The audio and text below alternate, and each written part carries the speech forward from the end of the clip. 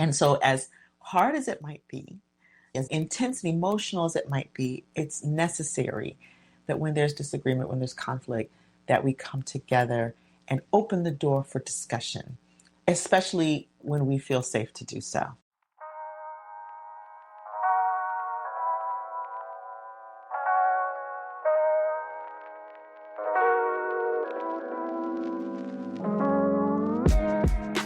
Welcome to Beliefs, Behaviors, Communication, and the Brain, where we talk about what you say, what you don't say, how you say it, and why it matters in leadership and in life.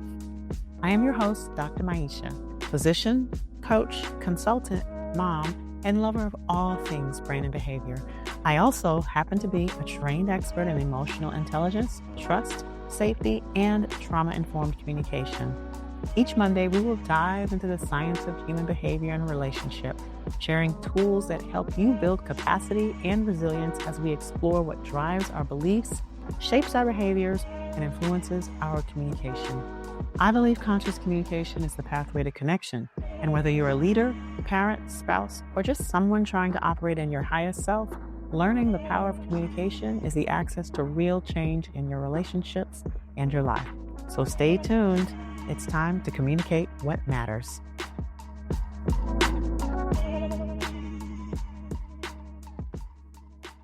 Welcome back to another episode. And I am your host. And as always, I am grateful to be with you for another episode.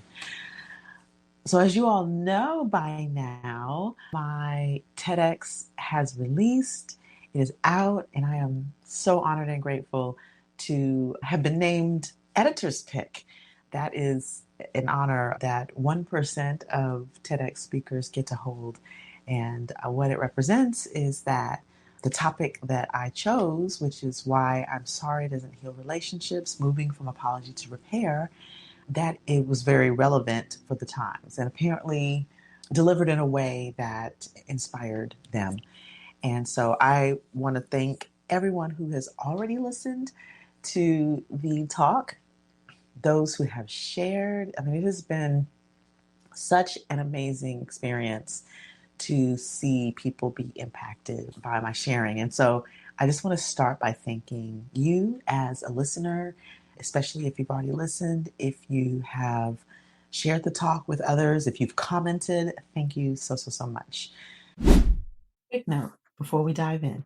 If you're a woman in healthcare leadership, and especially if you're a woman physician or clinician leader looking for a space that truly gets the challenges that we experience as women leaders in medicine, check out our Remap cohort.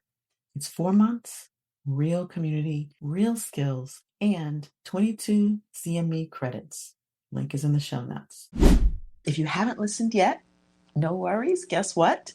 I will have the link in the show notes. And also, I will be hosting a few of these deepening conversations. I've already hosted one, and I'll be hosting a few more of these conversations to deepen the insights and the learnings from the talk, as well as celebrate and have some discussion and sharing about, the path forward.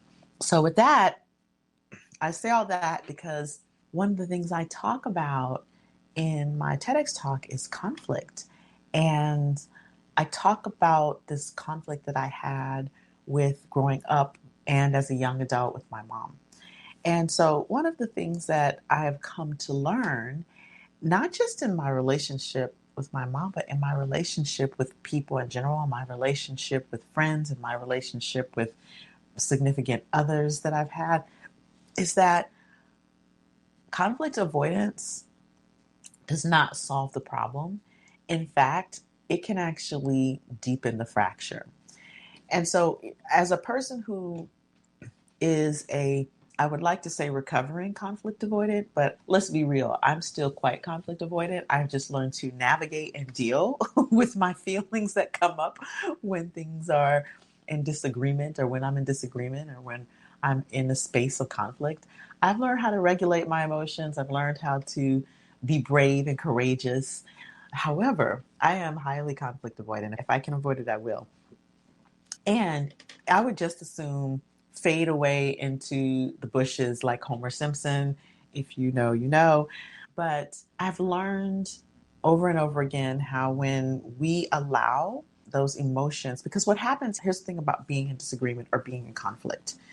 It is one of the reasons why it's so uncomfortable for us or for people is that it's both a content issue and an emotional issue.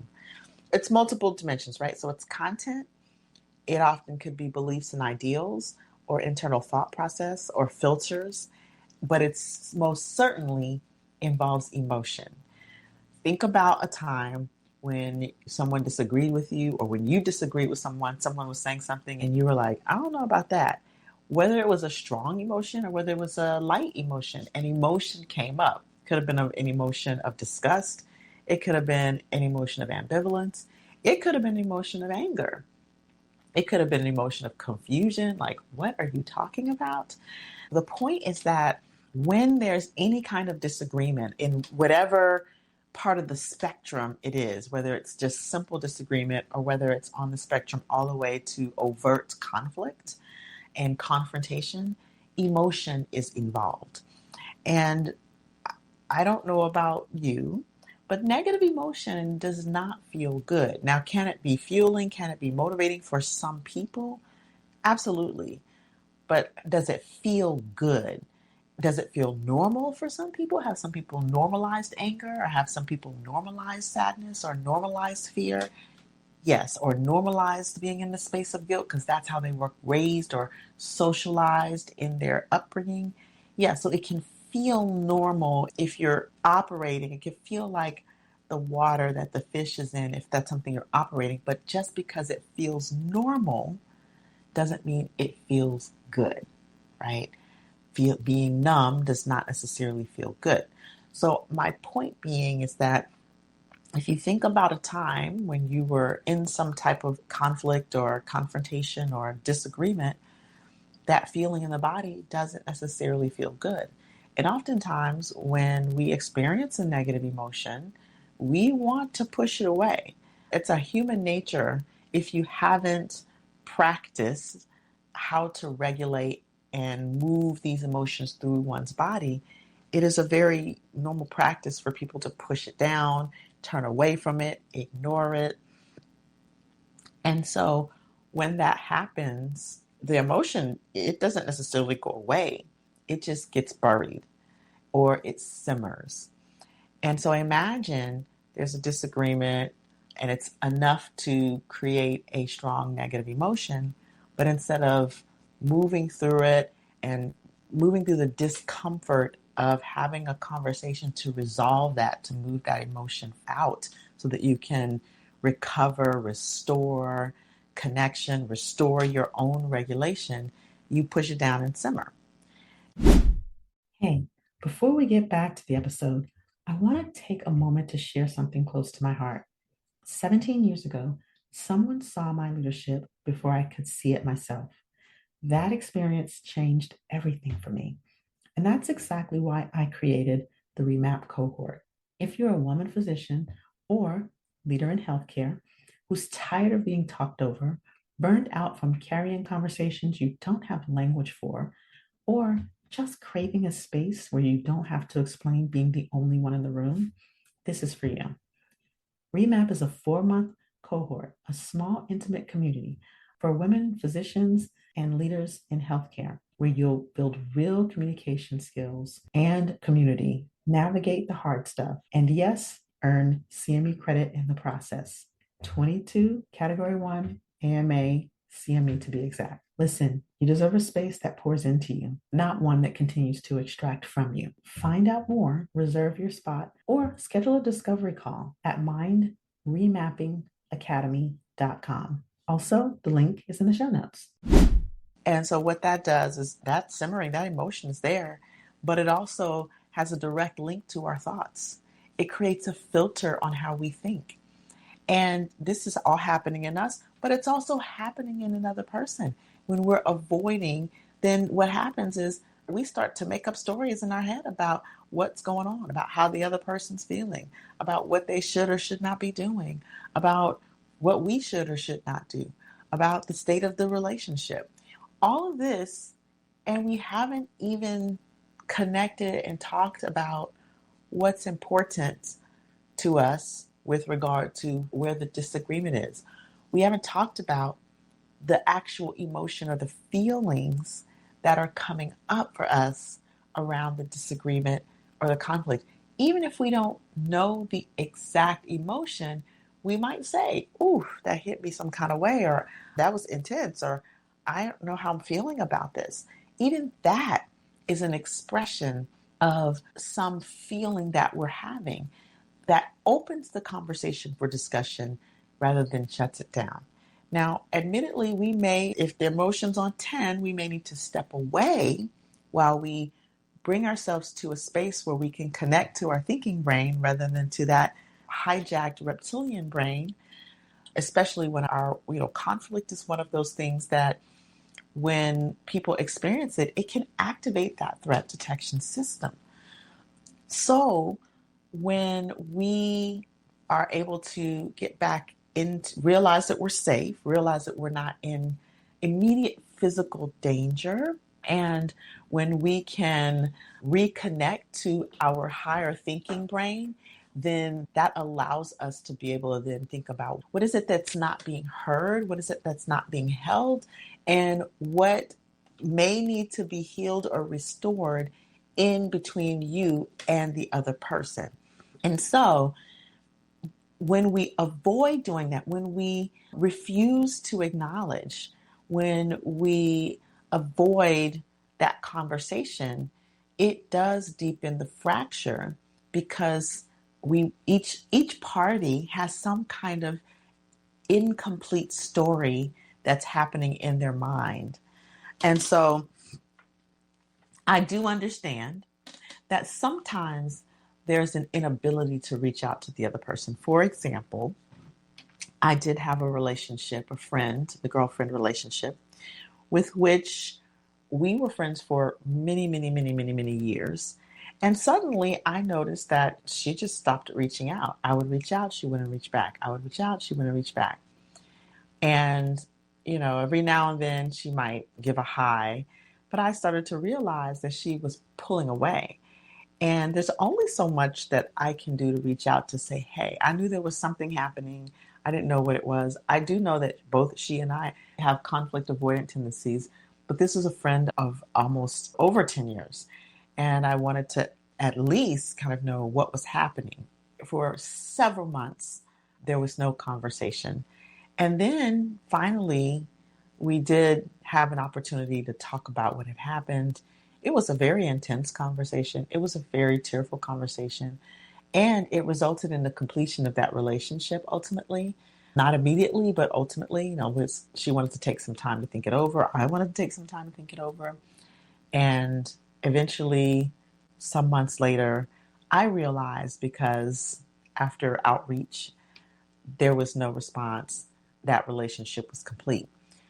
My point was, the whole time during that initial phase where she was not speaking with me, I had a story going on in my mind. And I understood that it was a story. It was an incomplete story because I hadn't talked to her, but still it was a story nonetheless. And so when we do not come together and connect, then we're left with an incomplete story, with an incomplete perspective. And so as hard as it might be, as scary as it might be, as intense and emotional as it might be, it's necessary that when there's disagreement, when there's conflict, that we come together and open the door for discussion, especially when we feel safe to do so. So I will continue this conversation this quarter. I'm talking a lot about conflict. I'm talking about all of the ways that we process conflict. I'll talk about some ways that we can navigate it. But I also want to invite you to come to the deepening session. I will post the link of that in the show notes for when the next one is. And then this is what the course is about as well. We have a new and improved version, so version 3.0. I'm always upgrading and updating the course. I have a new and improved version. I invite you to check it out. I'll put the link of that in the show notes as well. And, share this episode with a friend, with a family, with a colleague. And because I think it's helpful to understand that where there's silence, there's harm. And I'm not talking about mindful silence or quiet. I'm not talking about coming back and thinking through things. I'm talking about where there's silence, there can be harm. So with that, I leave you. And if you're new to the podcast, remember to subscribe so you don't miss an episode. Thank you for your listenership. Without you, there's no podcast. I look forward to seeing you in the event and possibly beyond that. And until the next time I see you, stay empowered. Thank you for joining me today on our podcast. I hope today's episode gave you fresh insights and practical tools to elevate your communication and build trust and connection in all areas of your life, from leading your team to strengthening your relationships at home. If today's conversation resonated with you, please take a moment to subscribe to the podcast so that you never miss an episode. I also invite you to share this episode with one person in your life who can benefit, whether it be a colleague, a friend, or a family member. And we would most appreciate if you left us a 5-star review. Your support helps us reach more people looking to grow in their communication and leadership. And if you love what you are hearing and are thinking, hey, I need this, or we need this in our organization, here are a few ways to think about partnering with me. You can invite me to provide workshops, trainings, or group leadership learning cohorts. My Remap framework offers practical, brain-aligned approaches to building trust, accountability, and psychological safety, one conversation at a time. You could partner with me as a coach. I provide leadership, communication, and burnout coaching for leaders, clinicians, physicians, and executive teams. If you are an individual and you feel lost, burned out, or like your traumas are getting in the way of your triumphs, perhaps you could use some personal mind remapping transformation coaching. And finally, you could take our communication course. Communication That Transforms is a transformational course that helps you build and strengthen trust and safety in your relationships. It's great for individuals, transformational for communities, teams, and organizations, and it is CME accredited for our physicians and clinicians out there. Feel free to reach out to me directly for any of these pathways to partnership by visiting my website, www.mindremappingacademy.com, or by contacting me directly on LinkedIn, /Dr. Maisha. Remember, change happens one conscious conversation at a time. Keep listening with intention and communicating with clarity. And until the next episode, stay empowered.